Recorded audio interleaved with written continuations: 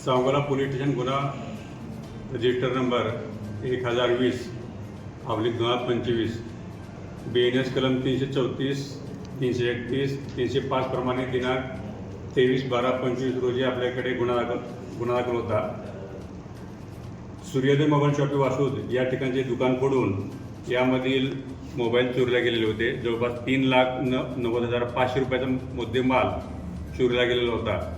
त्यातील एक मोबाईल आम्ही ट्रेस करून बागलकोट येथून सर्व मुद्देमाल आम्ही जप्त केलेला आहे। त्या ठिकाणी जो आरोपी आहे अक्षय शांताराम इंदुलकर, वय 36 वर्ष, राहणार बागलकोट, कर्नाटक, यास त्याला आम्ही ताब्यात घेऊन त्याकडनं 20 मोबाईल जप्त केलेले आहेत। एकूण 3,30,000चा मुद्देमाल आम्ही जप्त केलेला आहे आणि त्याला अटक करून त्याला PCमध्ये सध्या तो पोलीस कस्टडीमध्ये आहे।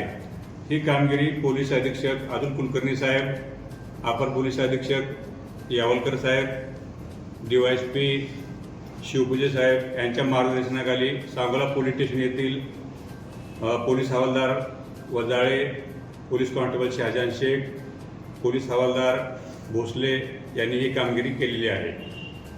याचा तपास चालू असून आणखीन पुढील राहिलेले 2 मोबाईल हे तपास करण्याचं काम चालू आहे।